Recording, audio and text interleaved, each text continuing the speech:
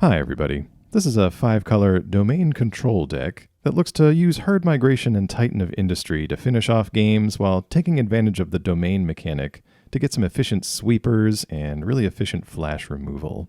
Taking a look at some of these cards, you'll see we've got 3 Floriferous Vinewall, which is a mouthful unto itself, but I discovered this card when actually playing with a couple of Jumpstart packs from Dominaria United, and this was a really effective way in those packs to enable domain on the cheap. And so that's kind of what we're doing here. It's basically a big impulse for lands that helps you kind of and fill in the holes that you're missing from your domain strategy. We're running 3 cut down for some cheap early removal, 1 Meathook Massacre, and 1 Shigeki.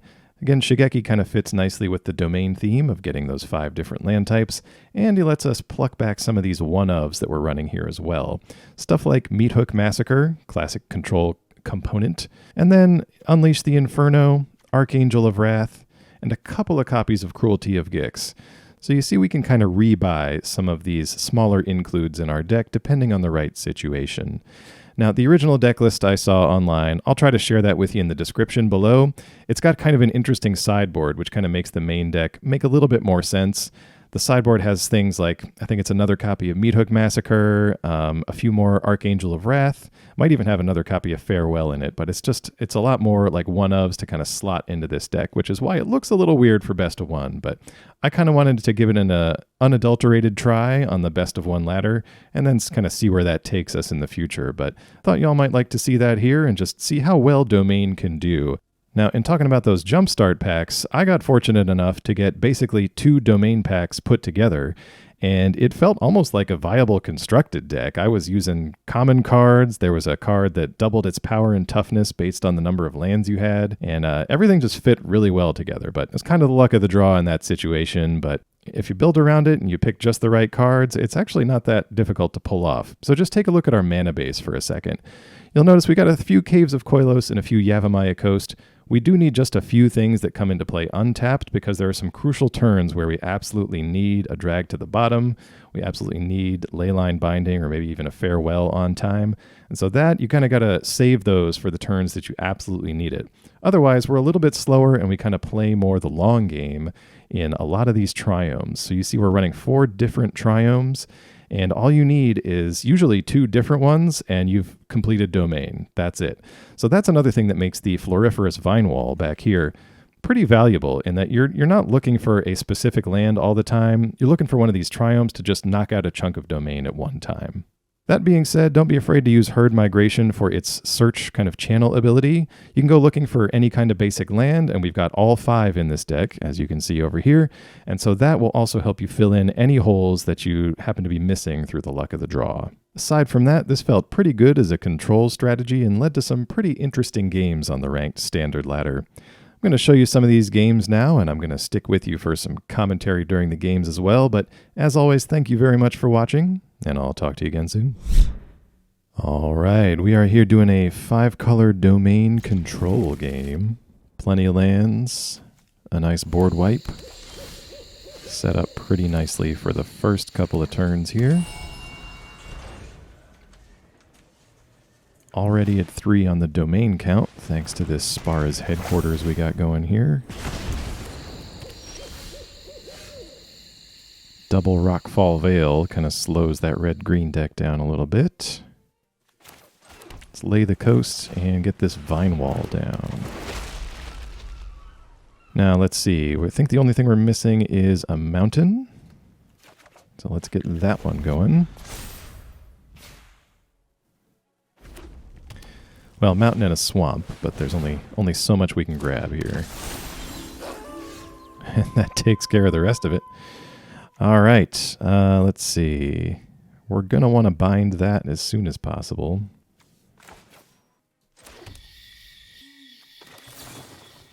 Let's do it now, just to head off any kind of Tamiyo's safekeeping stuff.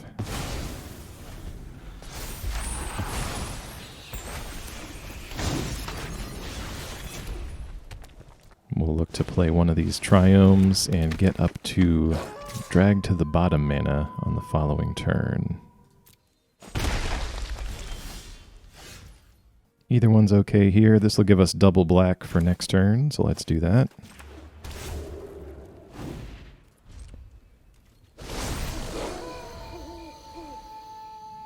We do unfortunately get flipped over to Knight. Howlpack Piper, very dangerous as well.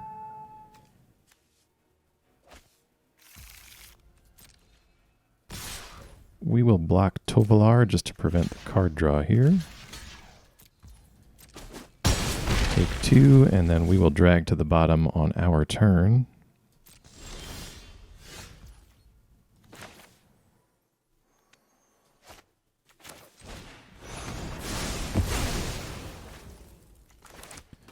Just checking to see if there was a way I could drag to the bottom and leave 1 white open for this Leyline Binding, but the domain doesn't work out that way. Alright, well if they sacrifice this Trap Breaker, they're going to be able to get Binding back immediately. Or sorry, they're going to be able to get Tovalar back, which is probably the plan, but that's fine. So let's drag to the bottom again. Force them to sacrifice the Trap Breaker, and then we'll just re-up on our second Binding to keep Tovalar down.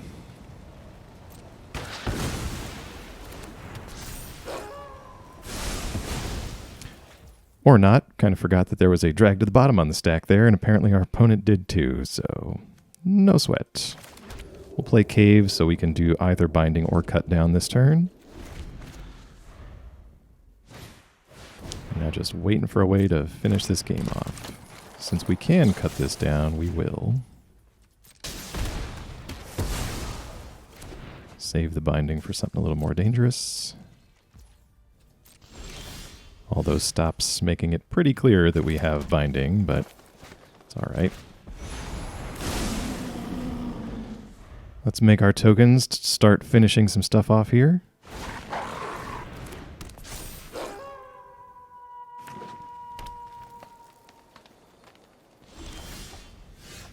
Opponent not having too much there. We'll attack with 15 power and see what they do here before making any other decisions.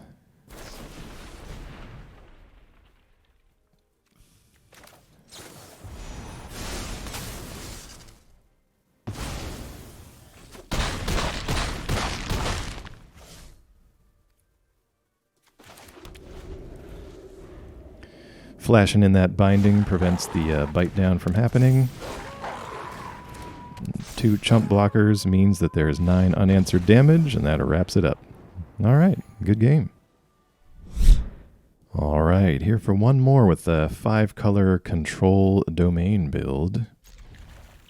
Certainly got the domain part nailed down. Let's see if we can survive long enough in the early game to make this happen.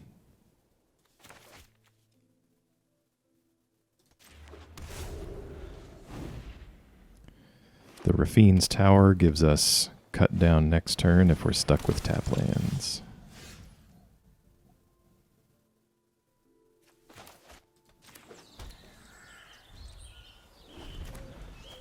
We'll just keep building up domain here. Actually, it's already complete, so no problem there. We just need to be able to drag to the bottom as soon as possible here. Definitely going to try to get the Shadow Prophecy off as well. This doesn't look like the... no, that's a different card. I was thinking about the Enchantments deck that plays the similar-looking flashback card in Selesnya that lets you draw for each creature and enchantment that comes into play. So let's fire this off. We'll look at the top 5 since we're full on domain here. All right. We have 2 drag to the bottom. I'm going to grab Migration and an Aether Channeler. Channeler can bounce one of these tokens. We're not in a huge hurry as of yet, and we kind of want to just get up to 7 mana and play these finishers that we've got here. Other option is to draw or to seek out a land here, but I don't think that's that important.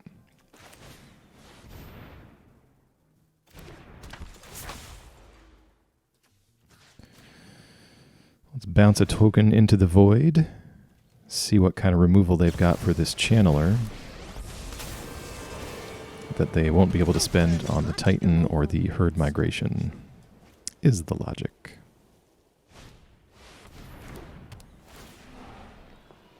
rabble-rousing. That gives us a good target for this binding here. Remember your training. No sense in blocking yet.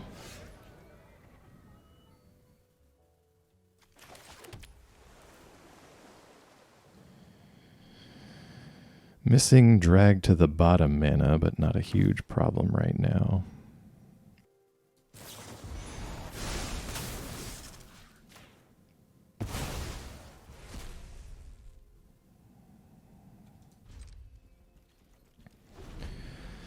We'll keep up cut down for something. The plan is to go get a swamp with herd migration.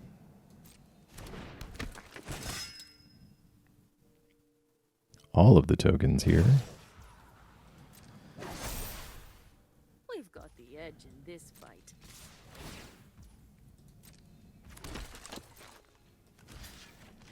We'll save a little bit of damage there.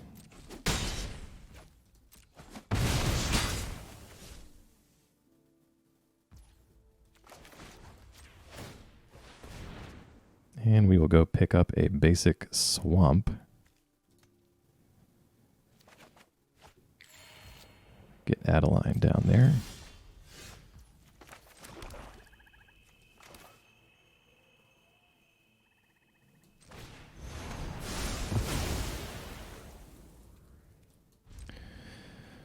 Unfortunately, they do get to keep the Wanderer.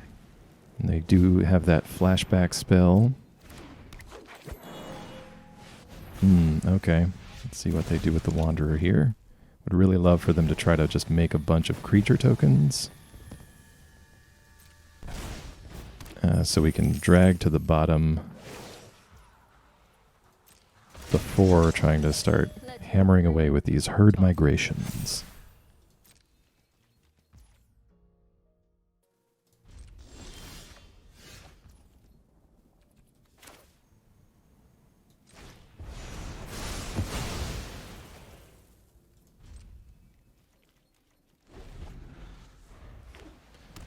Well, with our luck, we will draw a land, but I think what we're going to do, since we can't cut this down thanks to our mana, is we're going to go grab something with herd migration here and probably just bounce this.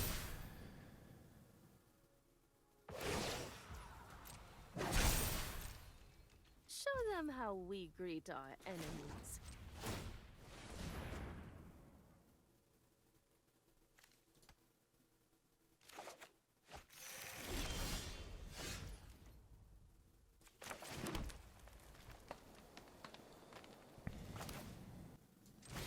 Yep, let's bounce it. We can do our cut down plan next turn in response to the intrepid adversary attempting to put tokens on itself.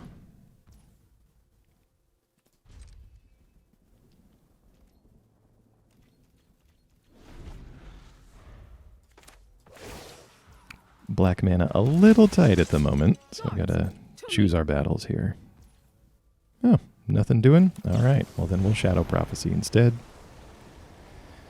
Take a look at the top 5, grabbing 2 for 2 life. May just grab 1 extra land here so that we can play one of our big finishers and keep cut down available for this gigantic adversary they're getting ready to build over there. Well, our opponent's on their 3rd timeout. Seemed like a good time for them to take a bathroom break, I guess. We'll take a look at the top cards. There's our land, and there's a binding. Could flash this one in if we want to, but it's not a huge deal.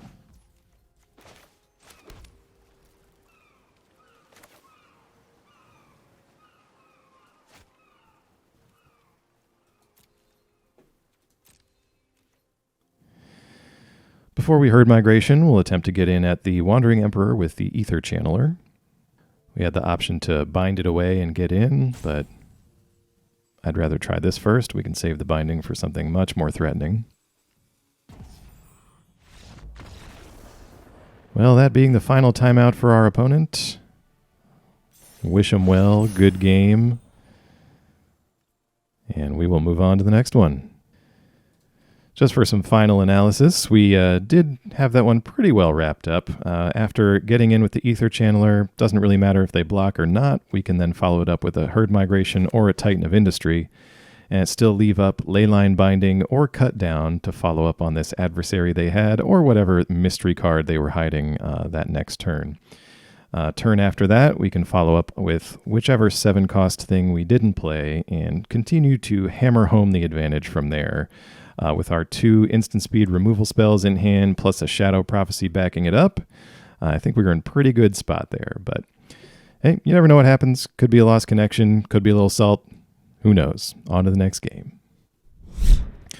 All right. One more game with this 5-color control list. We're going to mulligan that. Never a good idea to keep a 1-lander. We'll put back the Deathcap Glade. Between these 2 tri-lands, I think we've got everything we need. Leading with the Proving Ground so that we can try for a turn 2 Shigeki if we get an untapped land. We don't. That's fine.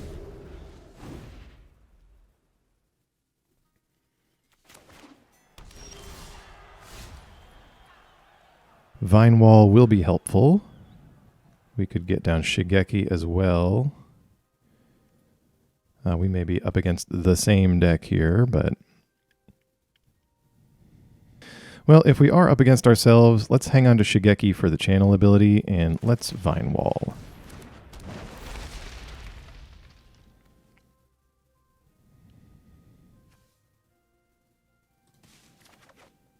Untapped land will be nice, eventually. Got this double black online, though, which is the most important part for Drag to the Bottom and Cruelty of Gix.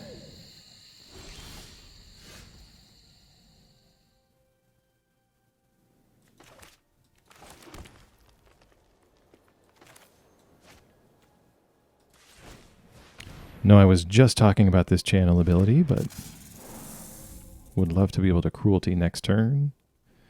If we can't, we're going to need to find some lands because our top end is 7 mana. So looking at it again, probably need to lean on Shigeki for some ramp here. This appears to be more of a Jund list anyway. All right, no land. We're going to use Shigeki for its ability, so we'll just pass.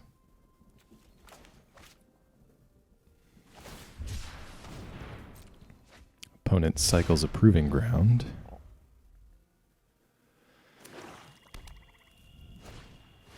Ah, Cruelty of their own.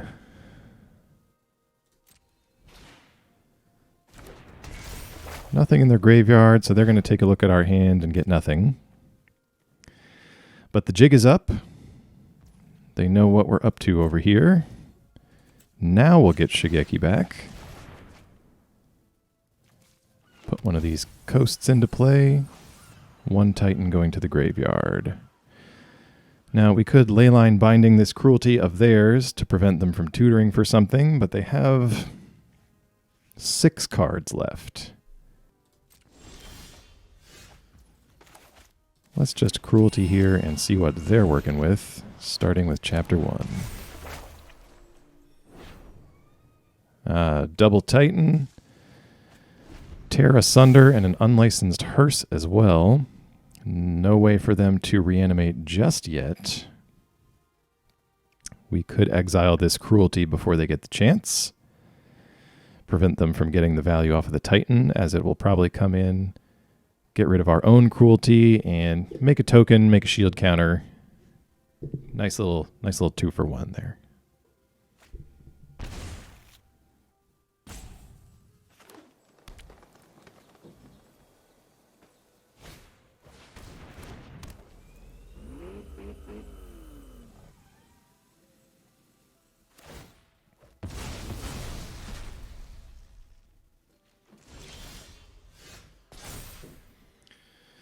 All right, opponent getting that Hearse fired up. What can we do here? We can go get Farewell, which we can cast. Unleash the Inferno might be another option. Although there's no creature to target it with. Tracker, cut down. So yeah, I think it's either another binding or the farewell here. Farewell might be a little better, although it would exile our own enchantment. But it would be a way to get rid of their graveyard, plus... Yeah, I think we'll take that. I was going to say it would be a great way to get rid of their graveyard, since they have not just Tear Asunder, but another Titan in hand to kill our Leyline Binding and just get their thing right back. So...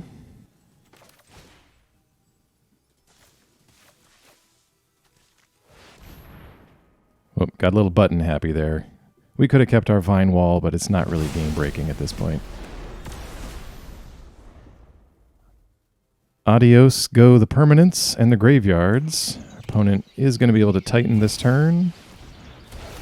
That's all right. We can certainly deal with that.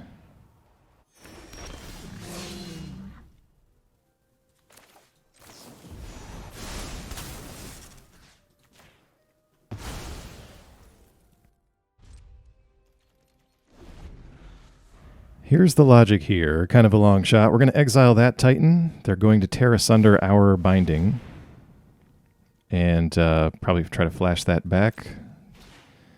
But I was trying to get Shigeki to get back our farewell plus something else. But they are forcing us to do that a little early right now.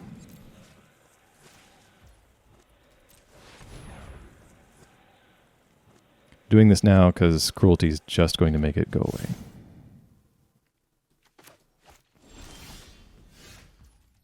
That was a pretty decent draw.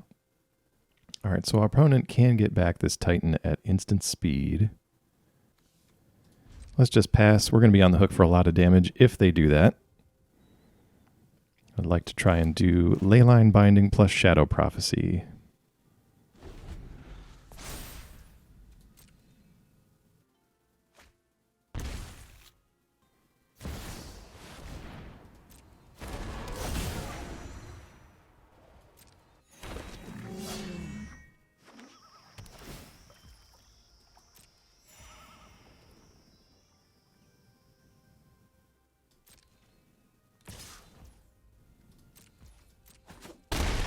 We'll take 4 from this Rhino, get the Shadow Prophecy off before deciding what to do next.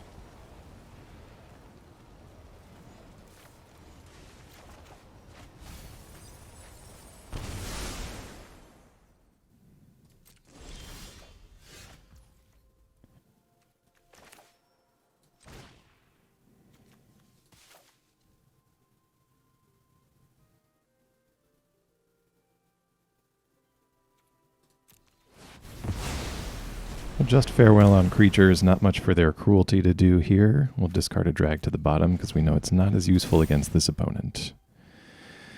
Opponent can get our Shigeki. Doesn't do them much good since it will go back to our hand if they use that first ability.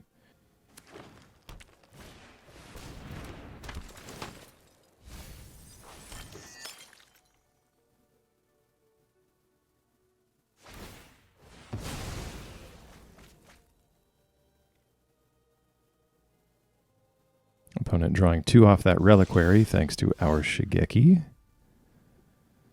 7th land here, not so bad.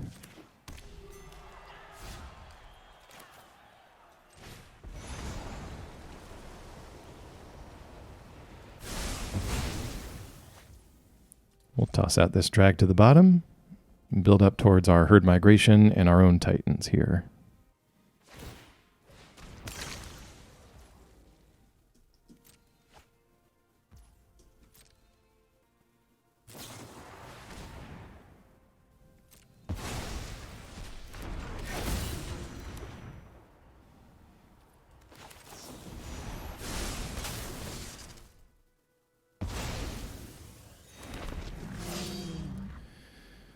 We'll just rebind that in the hopes that they don't have another way to get rid of our enchantment. We can drag all this to the bottom, so that means we're going to be on the hook for 4 from this Rhino and another 2 from Shieldred for our own draw.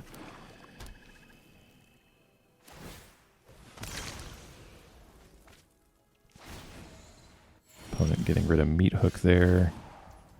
Just checking their graveyard for potential reanimation targets. All right, we'll take 2 here. I think we'll drag all this to the bottom. And then get a Channeler going for a little card draw.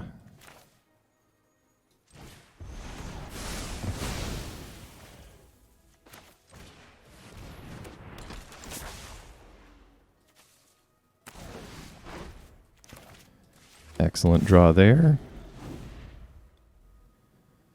Assuming they don't have too much threatening, we may try for a herd migration this turn.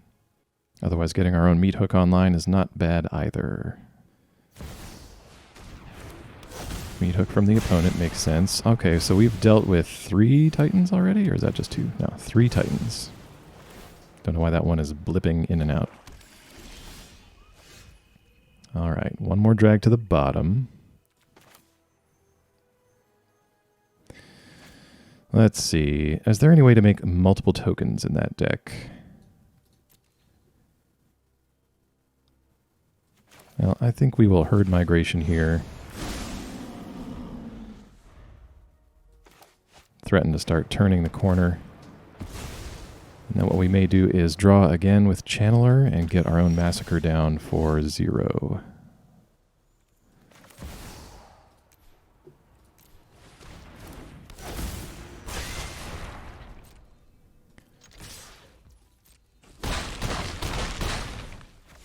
All right. Well, we're hitting them for 15 there. If we play this Caves and do this, and threaten to finish him off right now. So let's give it a shot. Land gains him a life, and whatever that last card was not enough to deal with the 30 points of damage we have on board. All right. Good game.